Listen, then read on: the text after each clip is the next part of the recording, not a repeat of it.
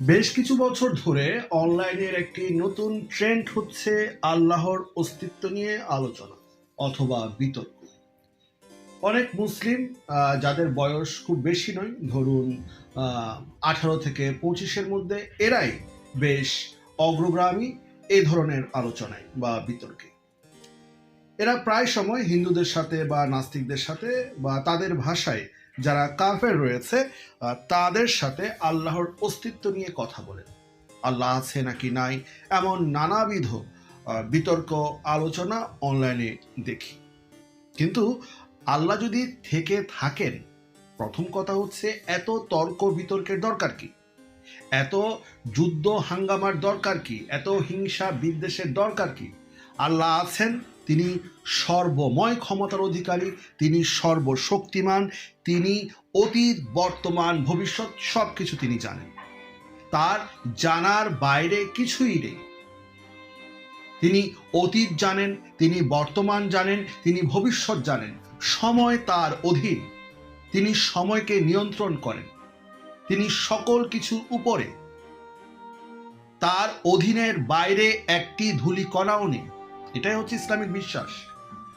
যদি সেটাই হয়ে থাকে, তার অস্তিত্বের প্রমাণ তিনি নিজেই দিবেন, তিনি নিজেই সামনে আসবেন, তিনি নিজেই এমন ধরনের আমাদেরকে মুজিজা দেখাবেন, এমন কিছু অলৌকিক সাইন দেখাবেন, আমরা মাথা নিচু করে আল্লাহর অস্তিত্বকে মেনে নিব এবং পুরো বিশ্বে একজনও ভিন্ন ধর্মের অনুসারী বা কাফের থাকবে না, সবাই একসাথে মুসলিম হয়ে যাবে।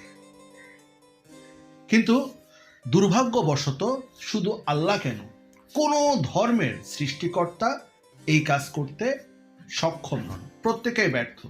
বরং সৃষ্টিকর্তার তথাকথিত বা সৌকল যত অনুসারী রয়েছে, ডিলার রয়েছে, দালাল রয়েছে, তারাই তাদের স্ব ধর্মের সৃষ্টিকর্তাকে প্রমাণে সবসময় ব্যস্ত। এই জন্য দাঙ্গা হাঙ্গামা, মারামারি, হিংসা বিদ্বেষ সবকিছুই চলছে। সেটা যাই হোক, আজকের আলোচনাটা হচ্ছে আল্লাহ আছেন কি নাই। এত গভীরে যাওয়ার দরকার নাই। আমি একটা বিষয় দিয়ে, একটা ঘটনা দিয়েই আল্লাহর অস্তিত্বকে প্রত্যাখ্যান করে দিচ্ছি। পৃথিবীতে আমরা যারা মানুষ রয়েছে, আমরা যারা জাগতিক এই জগতে ইহলোকে আমরা আছি, আমাদের অপোজিট, যেহেতু আমি একজন পুরুষ, আমাদের অপোজিট জেন্ডার অথবা লিঙ্গ হচ্ছে নারী। এবং আমাদের প্রত্যেকের জীবনে নারী নানান রূপে আসেন। কখনো নারী মা হয়ে আসেন, কখনো বোন হয়ে আসেন, কখনো কন্যা হয়ে আসেন, কখনো স্ত্রী হয়ে আসেন, কখনো প্রেমিকা হয়ে আসেন, কখনো বান্ধবী হয়ে আসেন। নারীর বিভিন্ন রূপ এবং আমাদের প্রচলিত আইন, আমাদের রাষ্ট্র, আমাদের সামাজিক প্রথা এবং আমাদের চিন্তা চেতনায়, পারিবারিক শিক্ষায়, মুসলিমদের কথা বাদ দিলাম, পারিবারিক শিক্ষায় আমরা নারীদের সম্মান করতে শিখি। আমরা নারীদের বেশ মর্যাদা দিয়ে থাকি এবং নারীদের সম্মান, নারীদের মর্যাদা, নারীদের অধিকার রক্ষায় শুধু নারীরা না, পুরুষরাও বেশ সোচ্চার। আজ নারীরা এমন কোনো জায়গা নেই যেখানে তারা যাননি। হয়তো আমরা পুরুষ হিসেবে অনেক জায়গায় ব্যর্থ, কিন্তু নারীরা অনেকটা এগিয়ে গিয়েছে। এমনকি এতটা সামাজিক প্রতিবন্ধকতা, এতটা ধর্মীয় বিধিনিষেধ থাকা সত্ত্বেও নারীরা মহাকাশে পর্যন্ত চলে গিয়েছে, সমুদ্রের তলদেশও তারা পৌঁছে গিয়েছে। শিক্ষা দীক্ষা, জ্ঞান বিজ্ঞান, অর্থনীতি, প্রতিটা ক্ষেত্রে আমরা এখন নারীদেরকে দেখতে পাই। এমনকি রাষ্ট্র পরিচালনায় তারা এখন সিদ্ধহস্ত। যখন বিষয়টা এমন, অর্থাৎ আমাদের বর্তমান সমাজ ব্যবস্থা, রাষ্ট্র ব্যবস্থা, আমাদের গণতন্ত্র, আমাদের আইন নারীদের সেই সুযোগ এবং সুবিধা দিয়েছে,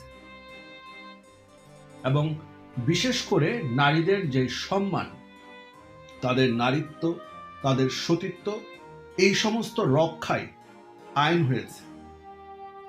কিন্তু আমাদের তথাকথিত ইসলামিক আল্লাহ, যে আল্লাহটা রয়েছে, তিনি এই বিষয়ে কতটা সজাগ আছেন বা তিনি ছিলেন কি? কারণ তিনি আল কোরআনকে সর্বশেষ গ্রন্থ হিসেবে ঘোষণা করেছেন। আল কোরআনের পর আর কোনো কিতাব আসবে না, আল কোরআনের পর আর কোনো আইন আসবে না, আল কোরআনের পর আর কোনো নাবী বা রাসূল আসবে না, আল কোরআনের পর কোনো ধরনের ধর্ম আসবে না। আল কোরআনই হচ্ছে সকল ধর্মকে, সকল মতকে, সকল বর্ণকে, সকল সিদ্ধান্তকে, সকল ধরনের ভাবনাকে স্থগিত করে দেওয়া একটি কিতাব। এই কিতাবের বাইরে, এই গ্রন্থে বলা কথার বাইরে সকল ধর্ম, সকল মতবাদ, সকল পথ একদম বাতিল, বাতিল আর বাতিল। এরপর আর কিছু থাকতে পারে না। এবং আল কোরআন আসার পর থেকে কিয়ামত পর্যন্ত যতদিন পৃথিবী থাকবে, যতক্ষণ পর্যন্ত কিয়ামত হবে না, ততক্ষণ পর্যন্ত এই কিতাবে বর্ণিত আইনটাই বলবৎ থাকবে বিশ্বজুড়ে। এটাই হচ্ছে ইসলামিক বিশ্বাস। যেহেতু এই আইনটার বিন্দুমাত্র পরিবর্তন সাধিত হবে না, এই আইনটার পরিবর্ধন পরিমার্জন হবে না, এই আইনটাকে কোনোভাবে আপনি এডিট করতে পারবেন না। এই আইনটা এতটাই শক্ত যে নতুন কোনো কিছু অ্যাডাপ্ট করা, নতুন কোনো কিছু এর মধ্যে অ্যাড করা কোনোভাবেই আপনার পক্ষে সম্ভব না। যদি আপনি করতে চান অথবা আপনি ইচ্ছা প্রকাশ করেন, সেটা হয়ে যাচ্ছে ইসলাম বিরুদ্ধ এবং তার শাস্তি মৃত্যুদণ্ড। তাহলে আল কোরআনে এমন কোনো আইন, এমন কোনো ঘটনা, এমন কোনো বিধি থাকতে পারে না যেটা নারীদের জন্য ভয়ঙ্কর একটি হুমকি, যেটা নারীদের নারীত্ব এবং সতীত্বকে ভয়ঙ্করভাবে আক্রমণ করে, যেটা নারীদের অধিকারকে ভয়ঙ্করভাবে বাধাগ্রস্ত করে। কিন্তু আমরা যে বিষয়টা আজকে দেখব সেটা পরিষ্কারভাবে বলে দেয় যে আল কোরআন প্রতিটা ভিন্ন ধর্মের নারীর জন্য হুমকি। আল কোরআন প্রতিটা ভিন্ন ধর্মের নারীর জন্য অশনি সংকেত। আল কোরআন প্রতিটা ভিন্ন ধর্মের নারীর জন্য এতটাই বিপজ্জনক, যদি আল কোরআনের আইন বাস্তবায়ন করতে যায় মুসলিমরা, তাহলে ভিন্ন ধর্মের নারীদের ইজ্জত, আবরু, সম্মান, যেই শব্দগুলো আমরা অত্যন্ত গুরুগম্ভীরভাবে দেখি, যেই শব্দগুলোর গুরুত্ব আমাদের জীবনে, আমাদের আইনে, আমাদের রাষ্ট্রে, আমাদের পরিবারে অত্যন্ত গম্ভীর, খুব ভারী ভারী শব্দ, এগুলো আইন আল কোরআন ছুঁড়ে ফেলে দেয়। কারণ আল কোরআন যদি সকল ধর্ম বা সকল মতকে বাদও দেয়, অন্তত এই গ্রন্থটা মানুষের যাতে অধিকার নষ্ট না হয়, মানুষের যেন দেহের কোনো কষ্ট না হয় এবং তার যেন স্বাধীনতাটা বলবৎ থাকে, এটা অবশ্যই আল্লাহর দেখার কথা। আল্লাহর আইন যে মানবে তার জন্য আল্লাহ পাক যতটা সদয় থাকবেন, আল্লাহর এই কিতাব যে মানবে না তার জন্য ঠিক ততটাই তিনি সদয় থাকবেন। কিন্তু আমরা এমনটা দেখি না। আমরা দেখি আল্লাহ এমন এক আয়াত নিয়ে আসেন যে আয়াতে ভিন্ন ধর্মের বিবাহিত অথবা অবিবাহিত যারা নারী রয়েছেন, যুবতী রয়েছেন, তরুণী রয়েছেন, কিশোরী রয়েছেন, তাদেরকে মুসলমানদের বিছানায় আল কোরআন পৌঁছে দিচ্ছে। যদি আপনি বিবাহিত রমণী হয়ে থাকেন, আপনার স্বামী বর্তমান থাকে, আল কোরআন সূরা নিসা আয়াত নাম্বার 24 বলছে, বিবাহিত নারী থাকা সত্ত্বেও, তোমাদের স্বামী বলবৎ থাকা সত্ত্বেও তোমরা মুসলিম পুরুষের জন্য হালাল। হে মুসলিম পুরুষ, আসো এবং তোমরা বিবাহিত কাফের নারীদের সাথে বিছানায় যাও, অর্থাৎ তাদেরকে র্যাপ করো। আর যদি তুমি অবিবাহিত হয়ে থাকো, আরো বেশি হালাল, অর্থাৎ বিবাহিত অথবা অবিবাহিত প্রতিটা ভিন্ন ধর্মের নারী মুসলমানদের জন্য হালাল। আর আপনার যদি স্বামী থাকে, আপনি একজন হিন্দু নারী, বৌদ্ধ নারী, খ্রিস্টান নারী, নাস্তিক নারী, আপনি বিবাহিত, আপনার স্বামী রয়েছে, সন্তান রয়েছে, ইসলাম এই বিয়েকে তোয়াক্কা করে না, ইসলাম এই বিয়েকে অনুমোদন দেয় না। ইসলাম বলছে যদি আপনাকে ধরে আনা যায়, আপনার যদি স্বামী বর্তমান থাকে, ইসলাম নিজেই সে বিবাহকে বাতিল করছে এবং আপনাকে, একজন কাফের নারীকে, ভিন্ন ধর্মের নারীকে, সে হিন্দু হতে পারে, খ্রিস্টান হতে পারে, বৌদ্ধ হতে পারে, ইয়াহুদি হতে পারে, নাস্তিক হতে পারে, মুরতাদ হতে পারে, ভিন্ন ধর্মের যে কেউ হতে পারে, ভিন্ন মতের যে কেউ হতে পারে, সেই নারীকে আল কোরআন মুসলিমদের বিছানায় তুলে দিচ্ছে। যখন এই আয়াতটা নাজিল হয়, সূরা নিসা আয়াত নাম্বার 24, তখন যেই মেয়েগুলোকে ধরে নিয়ে আসা হয় তাদের মধ্যে অসংখ্য নারী ছিল বিবাহিত, তাদের স্বামী বর্তমান, তাদের স্বামীরা জীবিত। এখন ওই সময়ে যারা সাহাবায়ে কেরাম ছিল তাদের মধ্যে কিছুটা হলেও মানবিকতা ছিল। তারা চিন্তা করতে লাগলো যে আমরা তো মেয়েগুলোকে ধরে নিয়ে আসলাম, এখন তাদের স্বামীও জীবিত, একজন বিবাহিত নারীর সাথে আমরা বিছানায় যাব, তাদেরকে বিছানায় তুলে তাদের দেহকে ভোগ করব, তাদের সাথে সহবাস করব, এটা তো মানে অত্যন্ত নিকৃষ্ট এবং জঘন্য একটা কাজ। তারা কাজটা করতে চাচ্ছিল না।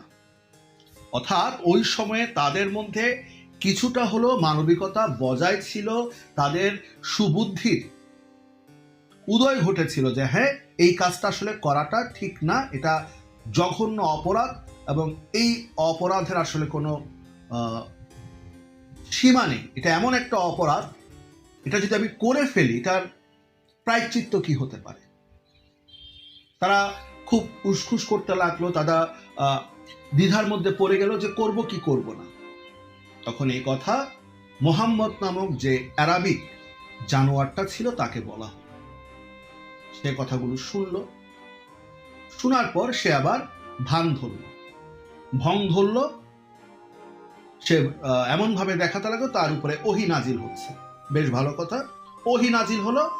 আল্লাহ পাক বলে দিলেন, তোমরা যেই বিবাহিত নারীগুলোকে ধরে এনেছো তাদের স্বামী বলবৎ থাকা সত্ত্বেও তারা তোমাদের জন্য হালাল।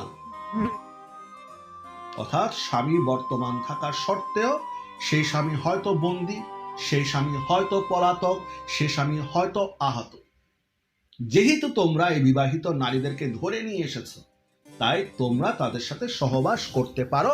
সোজা কথায় সহবাসের নামে তাদেরকে ধর্ষণ করো, তাদেরকে রেপ করো, তাদেরকে যৌন নির্যাতন করো।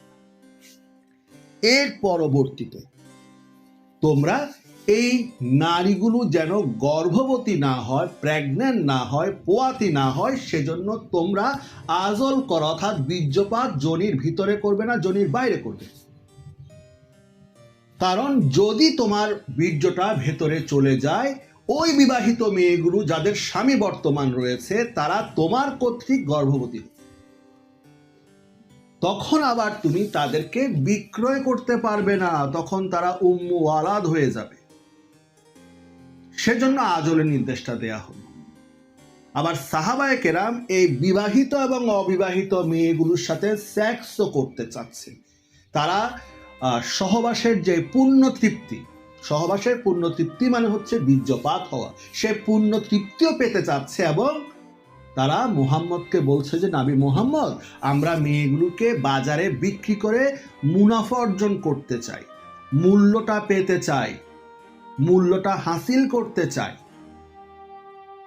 অর্থাৎ আপনি যদি একজন হিন্দু, বৌদ্ধ, খ্রিস্টান, ইয়াহুদি, জৈন অথবা নাস্তিক বা অন্য ধর্মের হয়ে থাকেন, আপনার মাকে, আপনার বোনকে, আপনার কন্যাকে, আপনার স্ত্রীকে ওরা নিয়ে গেল, আপনি স্বামী হিসেবে, ভাই হিসেবে, পুত্র হিসেবে, পিতা হিসেবে কিছুই করতে পারলেন না এবং আপনার বিবাহিতা স্ত্রীকে তারা তাদের বিছানায় নিল, অবিবাহিতা বোনকে অথবা অবিবাহিতা কন্যাকে, ভাগ্নিকে, নাতনিকে বিছানায় নিল, তাদেরকে বেশ কয়েকদিন ধরে তাদেরকে র্যাপ করলো, যৌন নির্যাতন করলো। তারপর তাদের একটা প্রাইস তারা ধরবে। আমরা যেরকম প্যান্টের মধ্যে, জামার মধ্যে, বিভিন্ন জিনিসের মধ্যে প্রাইস ট্যাগ দেখি, ঠিক তারাও ওই মেয়েগুলোর উপর একটা প্রাইস ট্যাগ লাগিয়ে দিবে। 1 লক্ষ, 2 লক্ষ, 3 লক্ষ, এবং সে মেয়েগুলোকে আমরা যেরকম বর্তমানে সিলিন্ডার গ্যাস, আমরা যেরকম বর্তমানে বড় বড় কাঠের গুঁড়ি, আমরা যেরকম বড় বড় বিভিন্ন অবজেক্ট সেল করি, এদেরকেও বা গরু সেল করি, ছাগল সেল করি, ঠিক একইভাবে মেয়েগুলোকে তারা পাঠিয়ে দিবে বিক্রির জন্য লটে লটে, এবং সেখানে তারা আবার বিক্রি হবে, আবার নতুন মালিকের কাছে যাবে, আবার নতুন মালিক ঠিক একইভাবে তাদেরকে আবার সহবাস করবে, আবার র্যাপ করবে।